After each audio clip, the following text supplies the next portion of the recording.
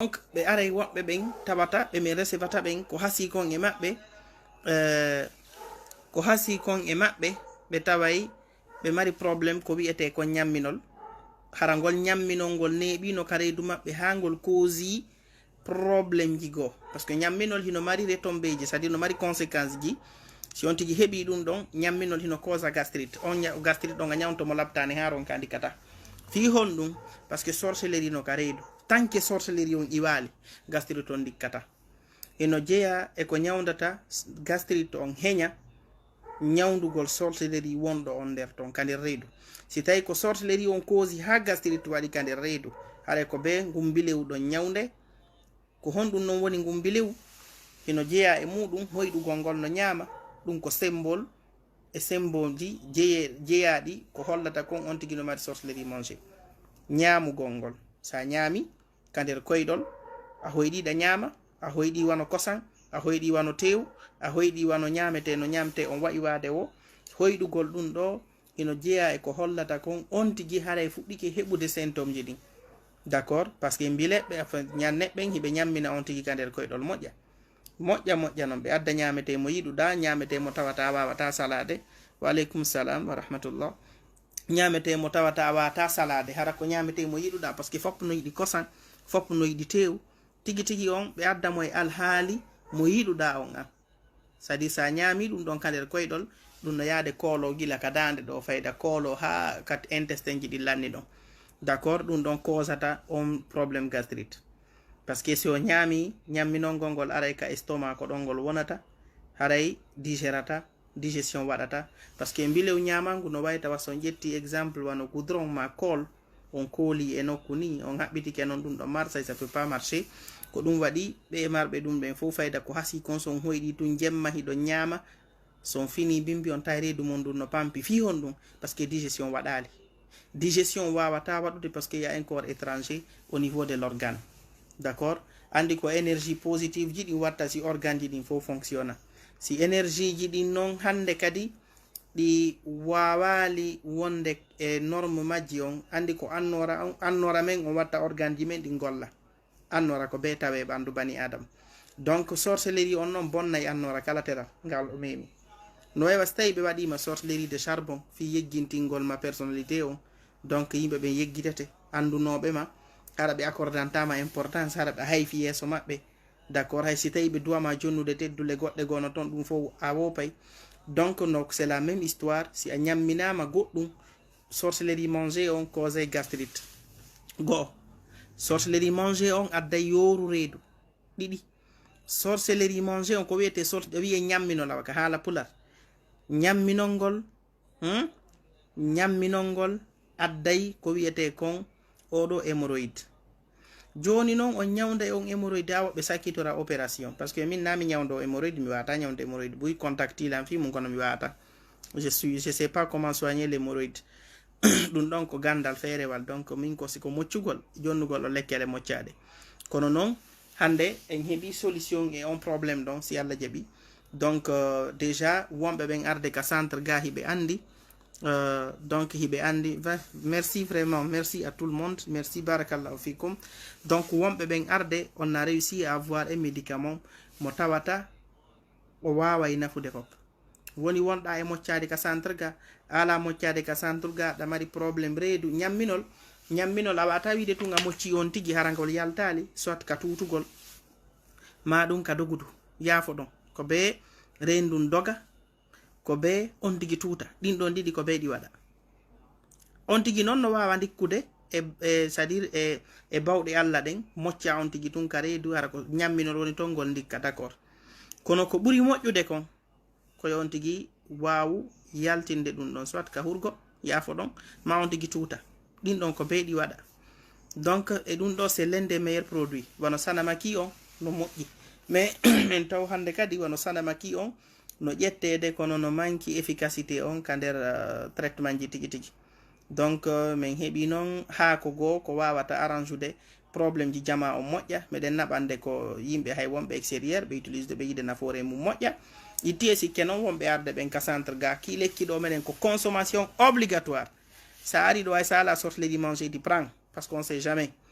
parce que mbilewu e nder reedu no wona e noni ɗiɗi mbilewu ngun no wona hara a ñaamu ɓe ñammine no wona hara ɓe ñamminama ngu ɓe joƴƴinka nder reedu ko ɗum ɗon ɓuri medde ñawdugol andi mbile ɓen c'est à dire ka ƴoyreji maɓɓe ka gande maɓɓe hulɓiniɗe hiɓe mari on sifa ɗon e ceernoɓe minen noon adlama on min fora e mum de donc haray ɓe mari e nder mbilewu ngun hiɓe mari façon no ɓe moƴƴinira mbilewu ngun ɓe naada ka nder ɓandu bani adama hara ɓe seekali teral ngal ɓe barminalima ɓe uttakima ɓe yennalima ɓe jonna jinnaji ɗin ɗi naada ka nder ɓandu naata few donc ɗiɗo fof hino jeeya e piiji hulɓiniɗi ɗin ɗi tawata ko Allah tun wawata en sauvude e muɗum d'accord donc koyo Allah moƴƴinan en je suis fier de vous aussi frère barakallahu fikum donc ki lekki ɗo ki woni disponible kadi on a une grande quantité donc woɓɓe kadi no contacta men fi o wano gorgu ɗum ɗon kadi c'est pas tellement notre domaine donc sina hara ko mbilewu waɗa fi on tigi ɓu faiblesse sexuelle si tawi ko médical yoɓe yaaru ka laptane ma ɓe dara un spécialiste wano ɓuuri ŋuro en mi ñawdata ɓuuri ŋuro je ne connais pas ça donc ko mapini men kon ɗo ko min andi fi mum kon moccugol ngol jonnugol ɗon e ayeje ɗe wallitorton ɗe moƴƴa joni noon onon ɓe ala possibilité ɓen heɓugol ki lekki ɗo son hoyɗi ɗon ñaama ko watton kon la première des choses no finirɗon mocci e ndiyan e faati moccire e ndiyan ɗan faati haysi ko faati ha tungoy haysi ko faati ha waɗu ɗon on faami ko ummul kitabu non ɗum ɗon no moƴƴani en moƴƴa non moƴƴa donc haray on tigi ƴettay kin ɗon lekki yara so mocci ndiyan ɗan ɗum ɗon wallahi ko nafoore jande non d'accord donc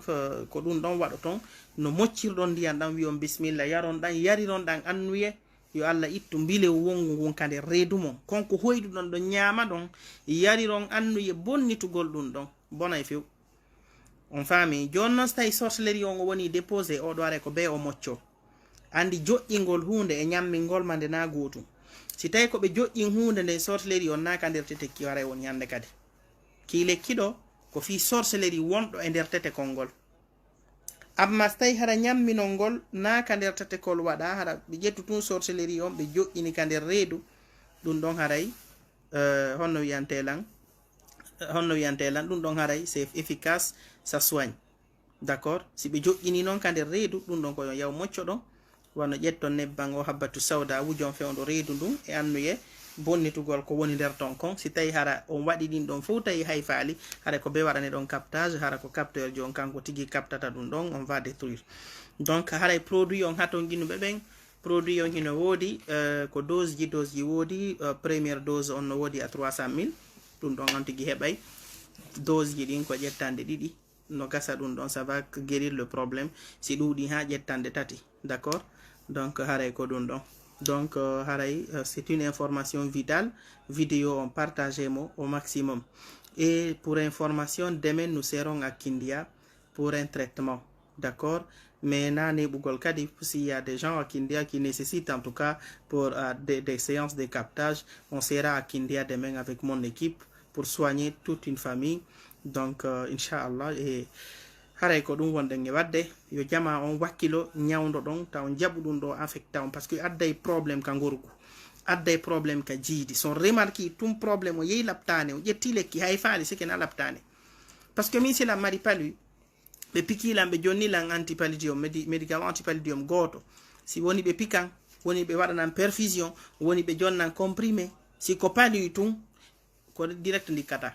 j'espère que là donc j'espère que là c'est bon sa ƴetti ɗum ɗon tun hay fay kono noon si tawi a yehi a pikoyke tawi ala hayfude c'est que c'est parce que n'a pas lu les problèmes liés à la médecine moderne c'est des expériences en fait ils vous soignent vous guérissez sur place en général mais son yehi tun laptane tawi ala hayfude c'est que c'est parce que c'est pas médical ne vous fatiguez pas no andirɗon noon lab on no wiyantelan on no pikirwal ɓe wata pikude jinnaji ɗi kono on woniri qur'ana on wawi pikirde ɗi ko qur'ana jinna pikirte ko qur'ana ñande sofinirte ko jiganaɓe piyirte si tawi en woñike e nde ɗo tum marsata ka jangugol nde moccitora joni noon aren et au problème sorcellerie manger ɗo mo wonde wolde fi mum je voudrais que vous passez chez ma sœur à Kindia, Simbaya. C'est moi qui paye. C'est pas grave. Vous pouvez nous contacter en privé. On va essayer de trouver. En tout cas, demain, je suis à Kindia avec mon équipe. Tous ceux-là qui sont à Kindia, qui ne peuvent pas venir directement à Conakry, nous serons là-bas, Inch'Allah. Donc, non, c'est juste pour une journée, pas pour durer. C'est juste pour une journée. Donc, on a des patients qu'on doit visiter là-bas, soigner, tout ça, avec mon équipe et les capteurs, Inch'Allah. Donc, pour ceux-là qui nécessitent faire des captages, vous pouvez nous contacter et prendre rendez-vous. On sera là-bas dès 8 h du matin. On est à Kindia et on va essayer de gérer. On va bouger peut-être à 17 h pour rentrer à Conakry. Donc, Inch'Allah, c'est comme ça. Donc, on a et yarude. Wallidiren wakkiloɗen bete si tawi en wopi laamu ngu en wopi jawle ɗen cellal men ngal bete ngal ɗon hara ngal wonani en garanti. D'accord, si tawi cellal ngal tabiti haray ko ɗum ɗon. Sorcellerie manger o yoru reedu wallahi billahi no mari conséquence hulɓiniɗo. Parce que ko ɗum woɓɓe yata ha ɓe heɓa probléme fuwa on heɓa probléme. Andi bani adama fof ko yuɓɓande wotere. Si gotum manki koye heddi koye heɓa probléme. Koye heddi koye heɓa probléme. Donc ko wakkilagol moƴƴa hattirde e wakkilagol ƴetten on probléme ɗon au sérieux hara en waɗali awamu e muɗum ƴetten responsabilité men on pay koye men koye moccen ndiyam ɓe looto ɓe nguli men ɗin jonne ɓe ndiyam moccaɗam ɓe looto. Donc ɗum ɗo wallitoto moƴƴa parce que siɗa wondi e goɗɗo ɗum ɗo mi ɗaynata on de siɗon jombi jombaɗo wallahi on heɓay probléme si wona hara Allah hiw on tum. So jombi jiwo tawi mo mari jinnaji jokkuɗimo ɗin ko desidiri jokkirgol mo ko fi dewgal no jombirɗamo non hara ɗi desidi kanji kadi ɗi jombimo baba ɗon andi on piray. Parce que si goɗɗo ari wi jombay ɓe nguma bani adama ɗa jombi andi vraiment ça va être un problème. Donc, en général, ces femmes, il y a une femme qui m'a contacté, il y a beaucoup de femmes d'ailleurs qui nous ont contacté à propos de ces problèmes-là. Donc, on y a un mari problème, na jombe don, hara on nyawndaki, ça ne se fait pas. Son remarque tout, on faut dire que hoydugol warbe no hara e mongi, hibbagol en, ma hara pay davi en tigi balli mon di ngonon tigi don santi, si jinna nangi on tungo nganday. Ha, parce que jinna, ru ɓandu c'est-à-dire jinna ko taga ɗum feere jum bani adama kadi ko tagaɗo feerejo en wata wuridude e majji e nder ɓandu wotoru ndu wonki men kin e jinnaji ɗin ɗi wata wuridude nokku gotun ɗi famodira ha wata wonde ko mustahil ka ɗum wawi wonde wo hara exemple ɗen e nder dewal jinnaji ɗin ara ɓato fiyo ɗi jangu ɗi fama ko wonɗen jangude kon ɗon no waɗa ma ɗen e nder julde ɗi ara ɗi tawta en juuliden ɗi ara ɗi tawta en janginen Qur'an kono ɗi ara ɗi desida o jiwoɗo mi jombay oɗo min wonday min wuuriday ko ɗum hoyɗo ton ɗon heɓa ɓiɓɓe buy rewɓe no heɓani ɓiɓɓe ɓe no heɓani jinnaji ɗin ɓiɓɓe ɓe hoyɗa ɓe muynina ɓe hoyɗa ɓe danko boboɓe ko nantata e sifa mum ɗiɗo fof ko alamatji holloji c'est à dire ko sinji holloji ɗon nawni ñawde ma on créana e modiɓe mon ɓen probléme ñawde ma on créana e modiɓe mon ɓen probléme. Si sonnajo fuɗɗikema wiide kañum tigi tigi on hande on wondata e balde yaafo ɗon c'est parce que y a un problème sina ɗum pourquoi donc a remarque ɗon ɗin piiji ɗon hara si modi ma landikema balde ko probléme so nelima ko probléme sa nani hito makko a hiɓɓoto sa yimo a hiɓɓoto dis-toi que c'est que na an tigi ni sina ɗum o jombima o wittima kama kanko nen ma kanko ni ɓemma kanko ni bapma kanko ni yaye ma ɗiɗo fof ko kanko o addima c'est pour que vous yon famode si tawi tum probléme goɗɗum no yalda nder ton angal nantodira hara probléme principal ala c'est que c'est parce qu'il y a déjà soit un sorcier ou un djinn. Donc la plupart des cas ces djinns là ne viennent pas seulement comme ça hein? Soit haray sorcellerie no ɓawo ton andi ɓe ƴetta e conci ɗi ɓe guera on tigi fiita o jombe donc ñanne ɓe ma mbile ɓen ƴetta on tigi halfina jinnaji ɗin joni min okkima o jiwoɗo jombumo ɓe huma dewgal hakkude maɓɓe ton kambile yagal. D'accord, donc ɗo ko wakkilagol toro Allah moƴƴa donc